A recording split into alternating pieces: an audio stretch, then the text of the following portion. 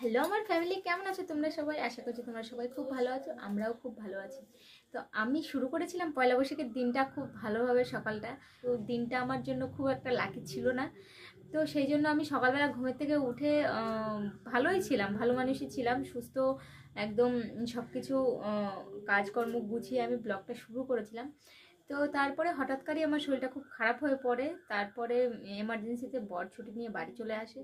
তো তারপর 2-3 দিন আমি পুরো কোনো কিছুই, কোনো ব্লগ, কোনো ফোনের সংস্পর্শেই ছিলাম না।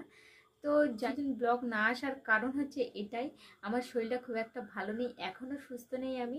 তো এই আপডেটটা তোমাদের দেওয়ার কারণ এটাই, যারা ইউটিউব করে তারা কন্টিনিউ যদি ইউটিউবে ভিডিও আপলোড না করে তো তাদের চ্যানেলের ওপর এফেক্ট পড়ে। আর তাছাড়াও যারা আমাদের ভিডিও কন্টিনিউ দেখে তারাও ভাবে যে না, কি হয়েছে, কেন ভিডিও আসছে না, কিসের জন্য।